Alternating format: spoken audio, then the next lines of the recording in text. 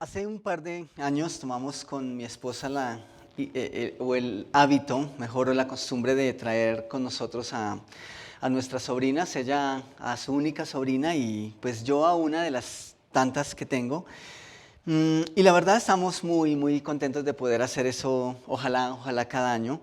Estamos súper contentos y nos emociona cada vez que podemos traerlas y estar con ellas. Pero la primera vez que ellas estuvieron en casa, en la emoción de que iban a estar con nosotros, olvidamos un pequeño detalle que nos dimos cuenta después que era muy, muy importante, y es que debíamos colocar ciertas reglas.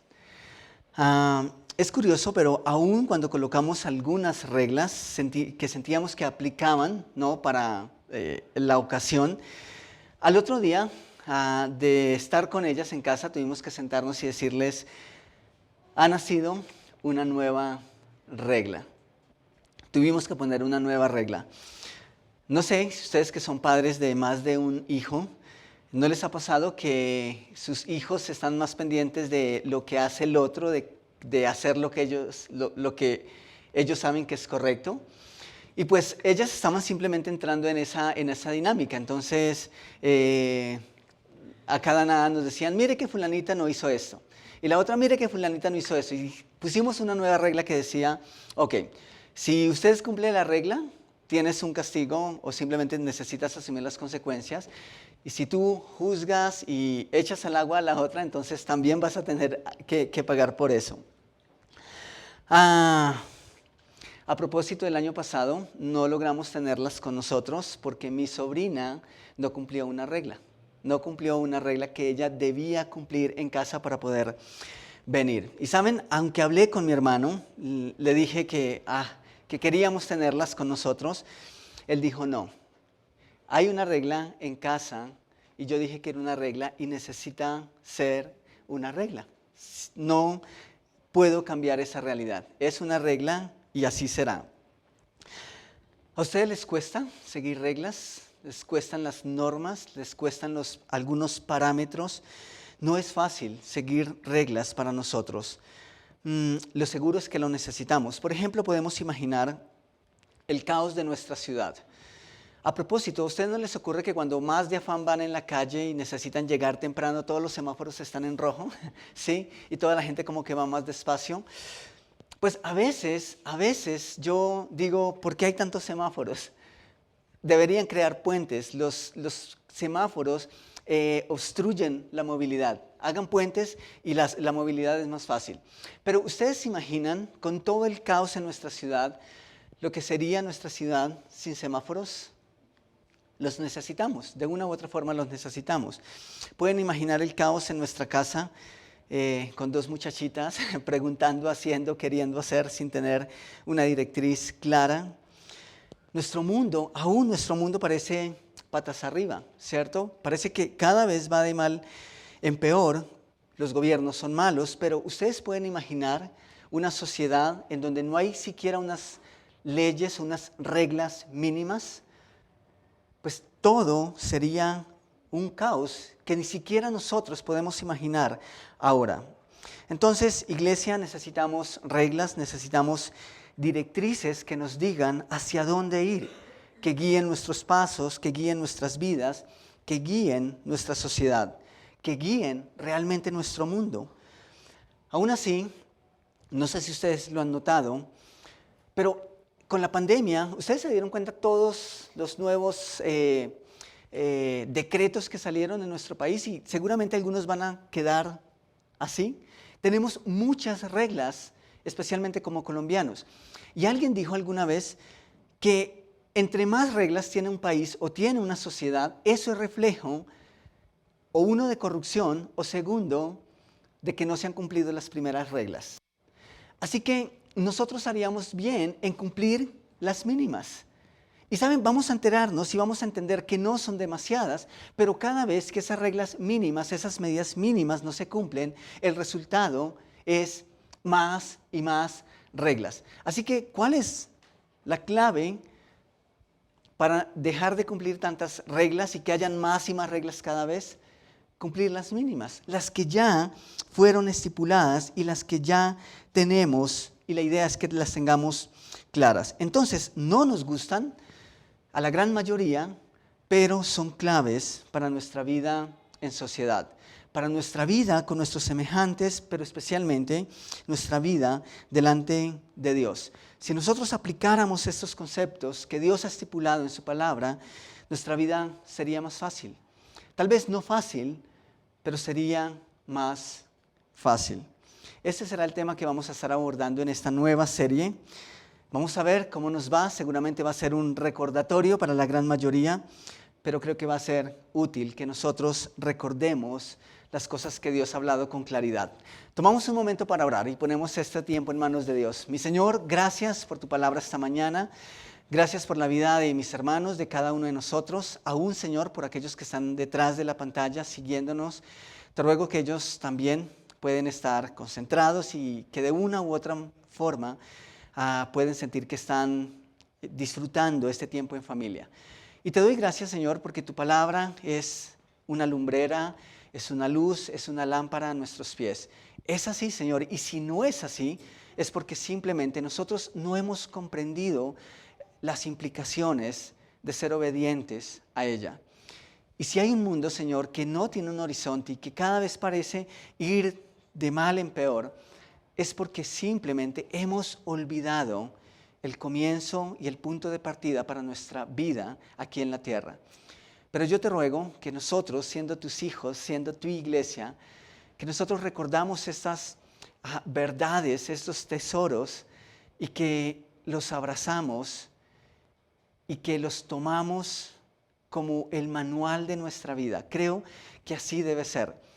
Esta ley, tu ley, debe ser el eje de nuestra vida, debe ser nuestra brújula en el camino. Y yo te ruego, Señor, que nos des un muy buen tiempo durante esta serie, esta mañana, meditando en tu ley, meditando en esto de tus mandamientos, Señor. Así que, por favor, dirígenos, abre nuestro entendimiento y acompáñanos esta mañana, Rey. Oramos en tu nombre. Amén. Ok, listo. Entonces, sin más preámbulo, vamos a ir al libro de Santiago. Eso es Nuevo Testamento, a Santiago. Y quiero llevarlos allí por una sencilla razón, porque ese texto que vamos a leer es lo que dio origen al nombre de esta serie. Y la hemos titulado Todo o Nada. Todo o nada. Esto me recuerda cuando jugábamos microfútbol en el barrio y uno apostaba la gaseosa, la litro con pan. Y entonces cuando uno ganaba, el equipo que perdía decía doble o nada, ¿sí? Y a veces uno también ganaba la doble y después era la tercera o nada. Y se volvía todo un problema. Pero esta serie la hemos titulado Todo o Nada. ¿Es todo o no es nada? Como dice la canción, o todos en el suelo o todos en la cama, ¿cierto? Entonces Santiago, capítulo 2, versículo 10, lo voy a leer de la Nueva Versión Internacional.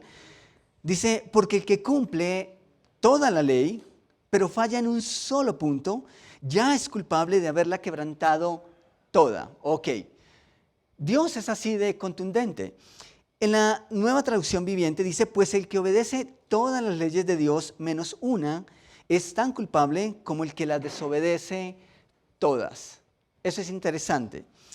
Eso no suena muy bien. Por ejemplo, podríamos pensar que es injusto, ¿cierto? Por ejemplo, si ustedes le dan 10 tareas a cada uno de sus hijos, y el que cumple 10 a cabalidad, o el que cumple 8, tiene la misma paga o la misma recompensa que el que cumple 5, ¿qué dirá el que cumplió las 8?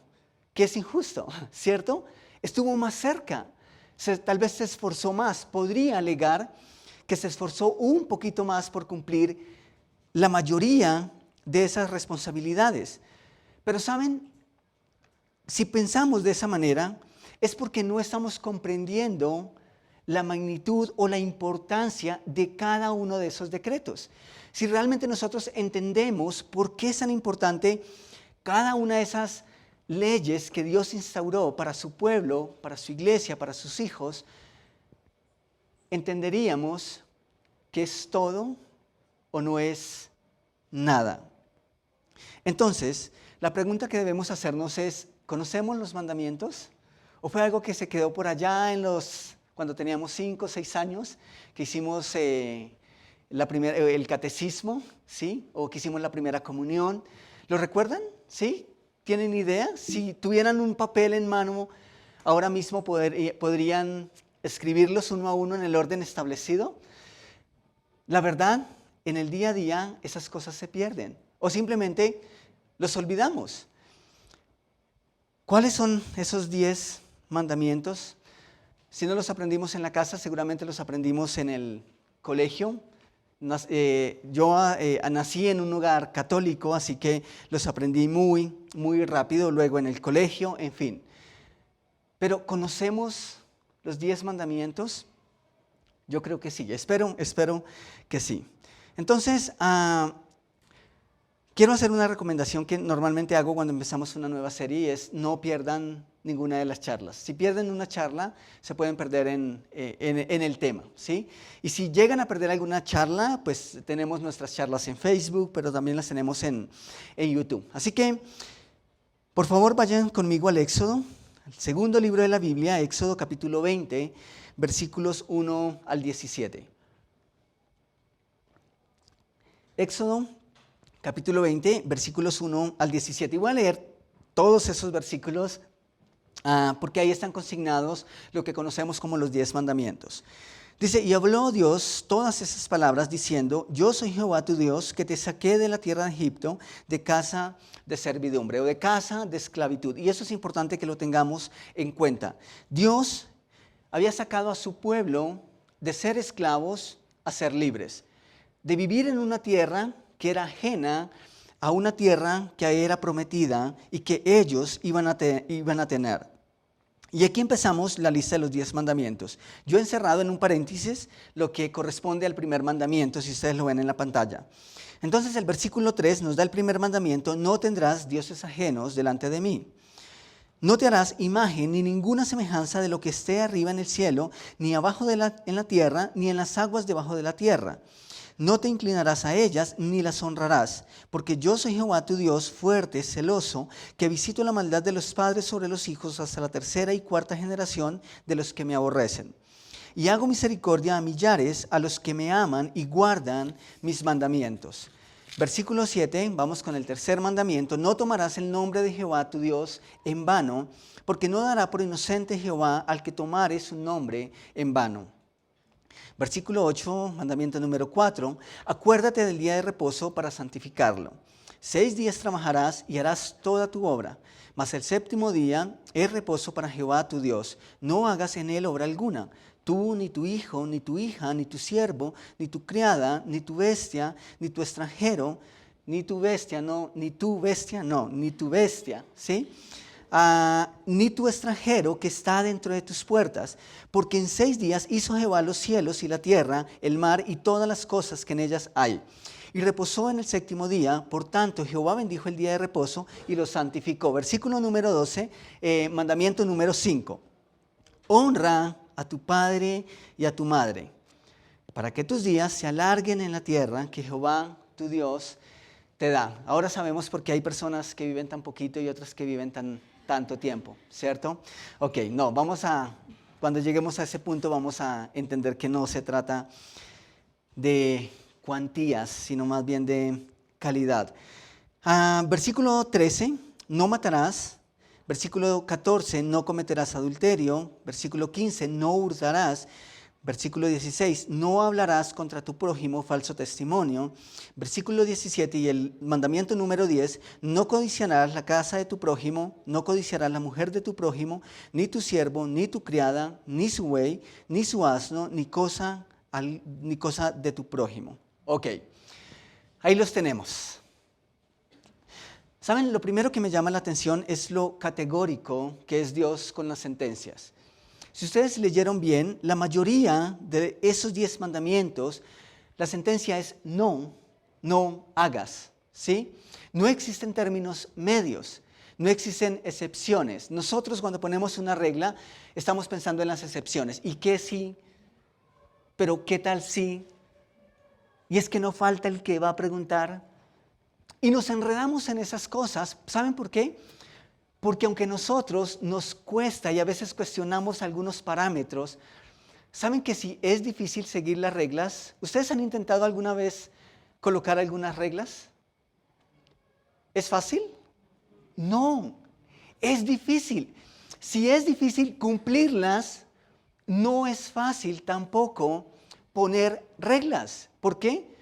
Porque tenemos que pensar en una infinidad de cosas. Cómo esto va a ser bueno en una circunstancia específica, pero cómo en otra va a ser de pronto complicado o simplemente no va a cumplir ningún propósito. Así que eso es interesante, es muy, muy interesante. Pero Dios dice, no. No hay términos medios. Dios no vacila. Él está seguro de lo que está diciendo. Eso es porque es algo importante. Y no hay términos medios, no hay aproximaciones. Lo haces o simplemente no lo haces. En segundo lugar, lo que me llama la atención es el tiempo en que Dios instauró su ley. Podríamos decir, bueno, pues ¿por qué no cuando creó a Adán y a Eva? De pronto eso hubiese sido un poco más claro para la humanidad que vivió antes de Abraham, y hubiesen tenido las cosas, el panorama más claro. ¿Por qué Dios no lo hizo? Bueno, en realidad no lo sabemos.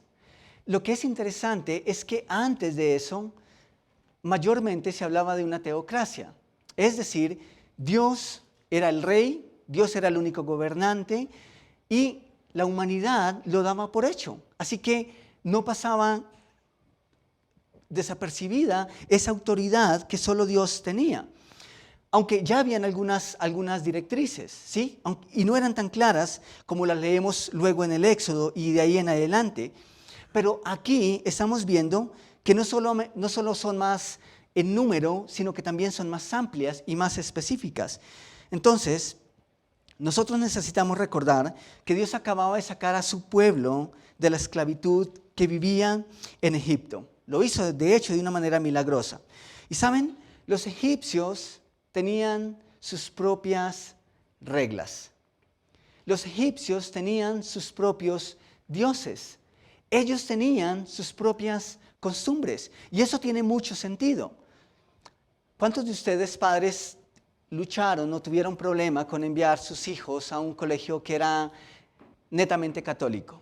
Y creo que con el respeto de algunas personas que tal vez están aquí o nos escuchan, voy a mencionarlo. Pero tengo personas que se cohibieron de enviar a sus hijos a un colegio meramente católico porque temían que sus principios fuesen a cambiar o que les fueran a imponer algo. Pues de una u otra forma Dios hace lo mismo. ¿Por qué? Porque el pueblo judío en esos años de esclavitud aprendió muchas de las costumbres egipcias, muchos de sus principios, incluso algunos tuvieron problema con la adoración al Dios real en tierras egipcias, en tierras paganas, de modo que cuando Dios los saca de Egipto, Dios está diciendo, ok, ustedes necesitan tener un horizonte, ustedes necesitan tener las cosas claras, ustedes necesitan saber los parámetros que yo les voy a instaurar, los parámetros que comunican mi voluntad. Dios tenía el derecho de hacerlo, así que Él lo hace. Pero más interesante aún es que muchos judíos pensaron que la esclavitud era solamente física.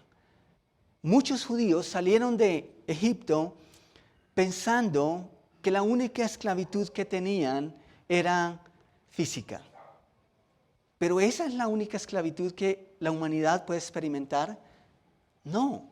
De hecho, la peor esclavitud que existe es la espiritual. Es la esclavitud del pecado. Pero ellos no entendieron esa realidad. Muchos de ellos simplemente pensaron que la esclavitud era física. Entonces, Dios les dice, ustedes vamos a tener nuestras propias directrices. Tristemente, muchos de ellos, o Egipto se quedó en la retina de muchos judíos. Pero no solamente en la retina, también en el corazón y especialmente en el estómago. ¿Ustedes recuerdan las quejas? En Egipto comíamos. Aquí en el desierto estamos a punto de morir de hambre. Pero Dios les dijo, no va a funcionar igual que las cosas funcionan en Egipto. A propósito, ¿saben ustedes cuántas personas Dios sacó de Egipto a la tierra prometida? Ok, ¿quién da más? Bueno, la verdad es que son cifras muy, muy difíciles que uno las recuerda ya cuando están ahí. ¿Alguna vez ustedes han tratado de llevar a un grupo de niños al parque? ¿Sí? ¿Y han tratado de darle una instrucción? ¿Y han visto cómo fluye? Es difícil, es muy, muy difícil, ¿cierto? ¿Alguna vez han tratado de colocar a un grupo de personas de acuerdo para una comida o visitar un lugar o un grupo de adolescentes para tomarse una foto? ¿Sí? Y uno está ahí ya con el brazo tullido y otra, porque no les gusta. Eso es difícil. Colocar a las personas de acuerdo es bien, bien difícil. Pues lean conmigo, por favor, ahí en Éxodo, capítulo 12, los versículos 37 y 39. Y simplemente esta mañana estamos tratando de colocar la base para lo que va a ser esta serie. Pero Éxodo 12, 37 y 39 dice esto. Partieron los hijos de Israel de Ramasés a Sucot como, ¿cuántos? Ok. 600,000 hombres de a pie, ¿sin qué? Sin contar los niños. Algunos dirían, ahí estaba el problema. Los hombres son obedientes, ¿cierto? Interesantemente, estos censos o estos conteos se hacían a partir de los hombres que estaban listos para ir a la guerra, ¿sí? Por eso, en esas listas, la mayoría no se incluían ni niños, pero tampoco se incluían mujeres. Ahora, ¿por qué? No es porque tuviesen un valor mínimo, no es en esa idea. Es porque simplemente ellos estaban acostumbrados, o estos conteos se hacían a partir de los hombres que estaban listos para ir a la guerra. Esa era la idea por la que no se contaban ni niños ni mujeres. Ahora, si eran hombres listos para ir a la guerra, fácilmente podríamos multiplicarlo por 2, ¿cierto? Si eran 600,000, estamos hablando de 1,200,000. Pero supongamos que eran familias instituidas que en promedio tenían, digamos que un hijo. Entonces sumemos otros 600,000. ¡Wow! Imaginen ustedes guiar a esa cantidad de gente en una maravillosa caminata por el desierto. Es difícil. A veces es difícil con 5, con 6. A veces es difícil con 2. Nosotros lo hemos experimentado. Ahora, uno pensaría que, bueno, en el desierto, ¿qué distracciones pueden haber? Espinos, ratones, serpientes, bueno, eso no hay problema. No van a tener para dónde mirar, simplemente van a ir derechito en una sola dirección. No, habían distracciones y las mencioné hace un ratico. Muchos de ellos estaban mirando atrás, se estaban quejando, estaban poniendo problema. Y Dios hizo cosas maravillosas en medio de toda esa experiencia. Entonces estamos hablando de cerca de 2,000 personas. 2 millones de personas. Wow. ¿Ves que los números son difíciles? Entonces dice el versículo 38, también subió con ellos grande multitud de toda clase de gentes y ovejas. Wow, eso empieza a complicar, y muchísimo ganado. O sea, tenían una tarea bastante ardua. Versículo 39, y cocieron tortas sin levadura de la masa que habían sacado de Egipto. Imagínense cocinando el ingrediente de la vecina, usamos el mío. Wow, eso debió haber sido difícil. Pues no habían leudado, porque al echarlos fuera de los egipcios no habían tenido tiempo ni para prepararse comida. Ok, interesante. Eso es un promedio de personas. ¿Será que era importante una directriz? Claro, era importante que hubiese una regla que los guiara en esa experiencia por el desierto. Entender esto nos ayuda a comprender por qué es importante la ley de Dios. Entonces, en una vista global, hablamos de 10 mandamientos. Pero ¿saben? Quiero que recordemos los 10 mandamientos y los voy a enunciar en el orden en que están establecidos. Primero, no tendrás otros dioses delante de mí. Dios dice eso. No te harás ídolos, no harás uso del nombre de Dios a la ligera, eso es respeto, es reverencia. Y cuarto, honrarás el día de reposo para mantenerlo santo. Los primeros 4 mandamientos, ¿en qué dirección están orientados? A nuestro trato con Dios, ¿sí? Están orientados al trato de Dios con el hombre y viceversa. Fácilmente podemos tomar ese bloque de 10 y tomarlo en dos sesiones o en 2 segmentos. Los primeros mandamientos están orientados al trato que Dios desea tener con su creación, con el hombre. Pero luego seguimos, versículo 5, dice, honra a tu padre y a tu madre. Y ¿saben? Eso creo que es una transición importantísima. Importantísima. Vamos a notarlo cuando lleguemos allá. Pero no esperes que tus hijos respeten al vecino cuando tú como papá no te has hecho respetar y no has tenido las cosas claras en casa. Y creo que eso es una transición. Creo que no es simplemente un orden aleatorio, sino que simplemente para mí ese mandamiento número 5 es una transición que vamos a entender que si lo aplicamos socialmente habremos ganado muchísimo y habremos aportado muchísimo a la sociedad. Entonces, número 5, honra a tu padre y a tu madre. Sexto, no matarás. Séptimo, no cometerás adulterio. Octavo, no robarás. Noveno, no darás falso testimonio. Y décimo, no codiciarás el bien de tu prójimo. ¿En qué dirección están orientados esos siguientes mandamientos? Sí, hacia el otro. ¿Qué buscaba Dios con esa ley, con su ley? Dar armonía, primeramente, Él con su creación, el hombre con Él, pero en segundo lugar, el hombre con sus semejantes. Por eso los mandamientos no están obsoletos. De hecho, Jesús dijo, yo no he venido a abolir la ley, he venido a cumplirla. Y vamos a entender por qué Jesús dijo eso. Entonces, como notamos, esto es lo que necesita la humanidad. ¿Qué necesita el hombre para vivir en armonía? Cumplir los mandamientos. Necesitamos conocerlos. Quiero que miremos en el Nuevo Testamento, Primera de Juan, capítulo 4, versículos 19 al 21. Primera de Juan, capítulo 4, versículos 19 al 21. Vamos a notar que todo está orientado, toda la vida, todo el desarrollo de la humanidad, sano de la humanidad, está o depende de cómo vivamos delante de Dios primeramente, pero cómo es nuestro trato con nuestros semejantes. El apóstol Juan dice, nosotros amamos porque Él nos amó primero. Ok, Dios es nuestro punto de partida. Si alguien afirma, yo amo a Dios, pero odia a su hermano, ¿es qué? Sí, es un mentiroso. Pues el que no ama a su hermano, a quien ha visto, no puede amar a Dios a quien no ha visto. Y Él nos ha dado este mandamiento. El que ama a Dios, ame también a su hermano. ¿Notan ustedes?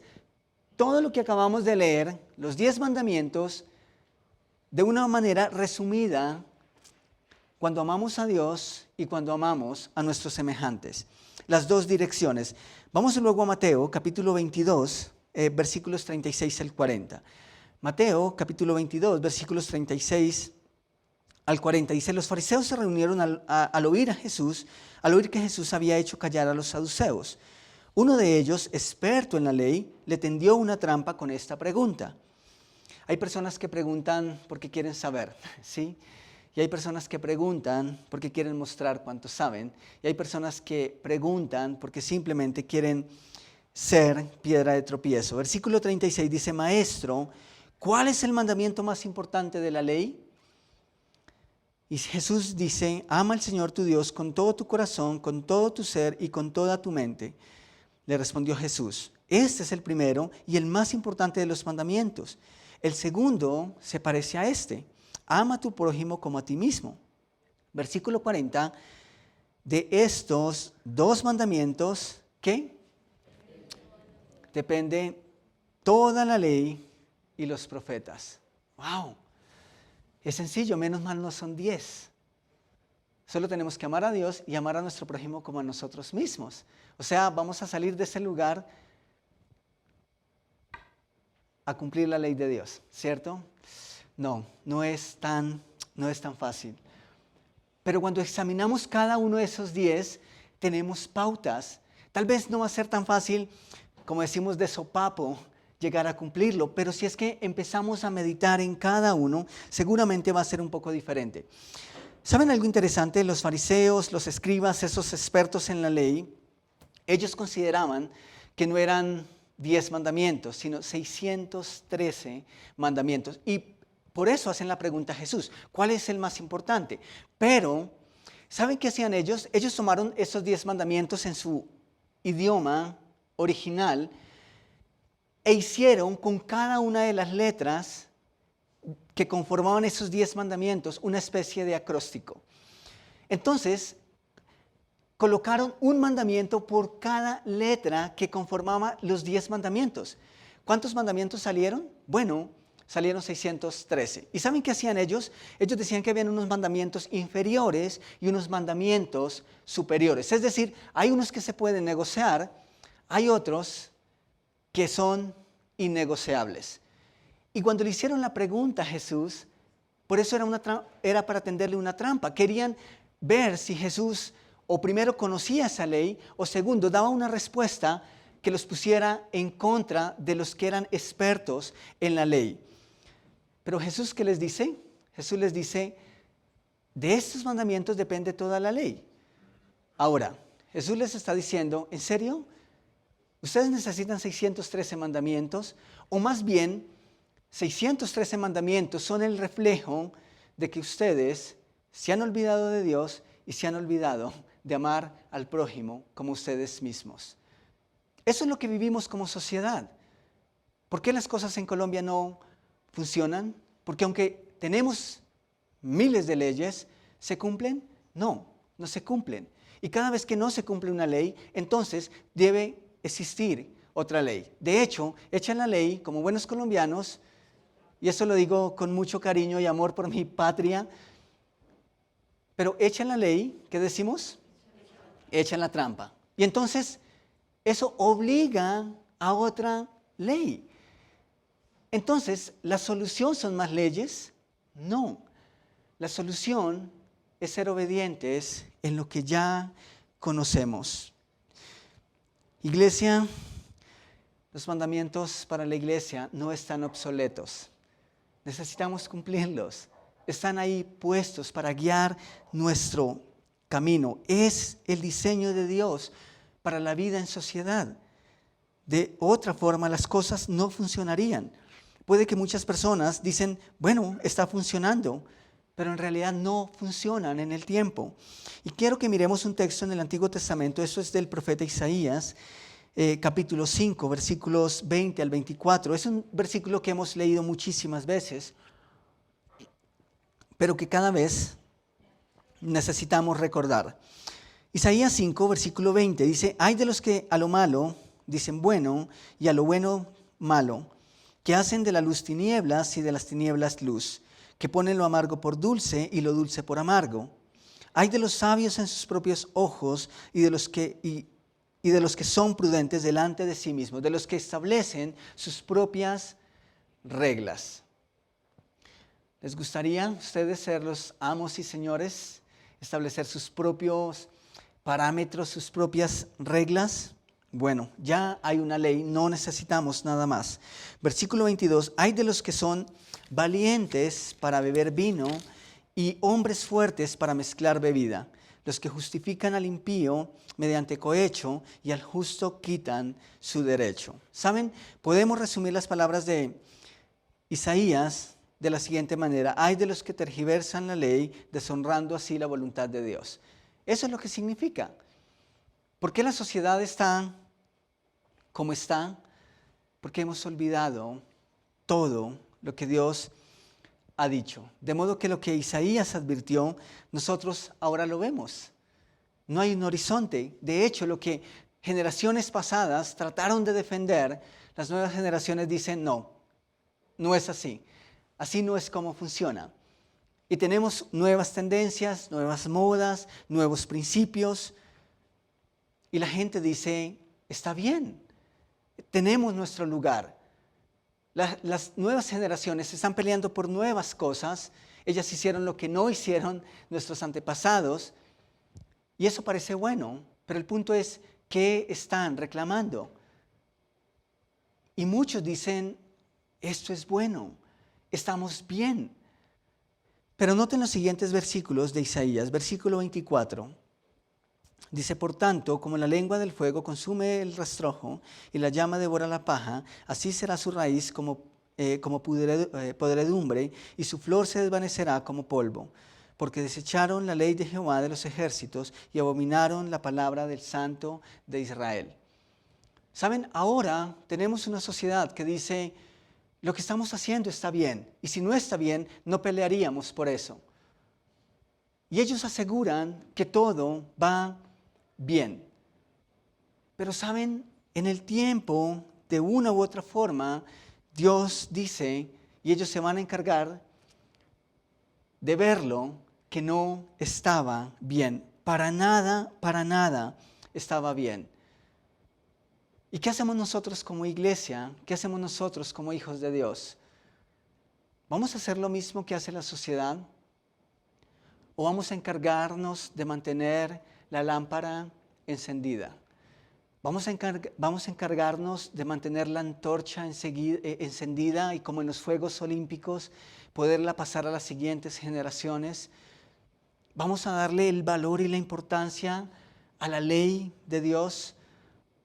Pues ojalá que al terminar esta serie nosotros podamos decir, ¿saben qué? Ahora me deleito en la ley de Jehová.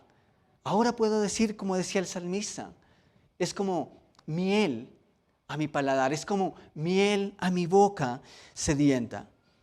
Entonces, iglesia, vamos a estar trabajando en cada uno de estos aspectos a la luz de la palabra. Volveremos al origen de todo, donde es que todo comenzó, pero más importante aún, donde es que podemos encontrar el orden de las cosas, si es que deseamos que las cosas sean diferentes. Iglesia, el barrio, nuestro país, nuestra cuadra, nuestra comunidad, el mundo no va a cambiar simplemente porque logramos lo que queríamos. El mundo no va a cambiar cuando tenemos incluso personas más educadas. Quisiéramos, y ese es un paso importantísimo, pero no es suficiente. El mundo no va a cambiar cuando todos tengan un techo propio. El mundo y la sociedad no va a ser mejor cuando todos tengamos el mismo alimento y las mismas porciones. Pensaríamos que eso va a ser lo que va a transformar. Y ojalá que eso pase, lo necesitamos y la sociedad lo necesita. De hecho, es parte de nuestros derechos. Pero ¿saben? El mundo va a cambiar cuando nos volvamos a Dios. Cuando nos volvamos a esos requerimientos mínimos. Pero que aunque son mínimos, cuando los miramos, reúnen todo todo lo que necesitamos para vivir en armonía. No necesitamos absolutamente nada más. No tenemos que quitar, tampoco tenemos que poner. Las cosas van a ser diferentes cuando en realidad entendamos que Dios es la autoridad máxima en nuestras vidas, cuando no haya nada ni nadie por encima de Él y cuando lo que Él da a cada uno de nosotros es honrado y es cuidado. Ahí las cosas van a ser diferentes. Cuando entendamos que sus mandamientos, que su ley verdaderamente es una luz en nuestro camino. Entonces, ¿por qué llamamos Todo o Nada a una serie que busca tratar de los mandamientos de Dios? Bueno, Santiago dice, ¿es todo o es nada? Pero ¿por qué Santiago dice, ¿es todo o es nada? Entendamos esto. Muchas personas estaban diciendo y estaban pensando, ok, si cumplimos todos los mandamientos, entonces somos mejores, somos los superiores, ¿sí? Una raza superior. Y muchos de los fariseos y muchas de las personas en la iglesia estaban pensando de esa manera. Bueno, yo cumplo 10 mandamientos, luego el que cumple 3 es peor persona que yo. Y Dios tiene que tener un favor conmigo antes que con esa persona. ¿Saben qué? Cumplir la ley nunca salvó ni salvará a nadie. Esa no es la razón por la que los hijos de Dios deben esforzarse por cumplir los mandamientos y por la que la humanidad debe esforzarse por cumplir los mandamientos. ¿Saben cuál fue la razón principal por la que Dios dio los mandamientos? Porque Dios le dijo al hombre, si ustedes realmente quieren tener una relación conmigo plena, no va a ser por sus propios méritos. Si ustedes buscan cumplir los 10 mandamientos para ser salvos o simplemente para tener mi favor, ok, ese no es el orden de las cosas. A propósito, en palabras de Santiago, cuando dice, si alguien cumple todo, pero falla uno, luego no ha cumplido todo, luego es culpable de incumplir toda la ley. No ha habido una sola persona en la historia de la humanidad, excepto Jesús, que haya cumplido en todo tiempo la ley a cabalidad. No existe ni siquiera uno. Entonces, si la ley es para hacer salvas a las personas, ¿cuántos podrían ser salvos? Ninguno, absolutamente ninguno. Pero cuando Dios colocó esa vara tan alta, simplemente le estaba diciendo al hombre, ¿sabes qué? Tú no puedes. Necesitas que alguien lo haga por ti. ¿Y saben qué tuvo que entender la gente en el Nuevo Testamento? A través de la obra de Jesús. Jesús vino a cumplir la ley. Nosotros tenemos que seguir actuando bajo esos 10 mandamientos.